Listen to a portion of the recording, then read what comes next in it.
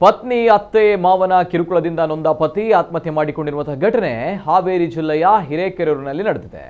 26 ವರ್ಷದ ಮಂಜುನಾಥ್ ಚಿಲ್ಲೋಜಿ ಆತ್ಮಹತ್ಯೆ ಮಾಡಿಕೊಂಡಂತಹ ಪತಿ. ಮೂಲತಃ ಬೆಳಗಾವಿ ಜಿಲ್ಲೆ ಚಿಕ್ಕೋಡಿ ತಾಲೂಕಿನವರು. ಇನ್ನು ಮಂಜುನಾಥ್ ಕುರಿಗಾಹಿಯಾಗಿದ್ದ. ಆತ್ಮಹತ್ಯೆಗೂ ಮುನ್ನ ಮಂಜುನಾಥ್ ವಿಡಿಯೋ ಮಾಡಿಟ್ಟು ಕಿರುಕುಳದ ಬಗ್ಗೆ ಹೇಳಿದ್ದಾನೆ.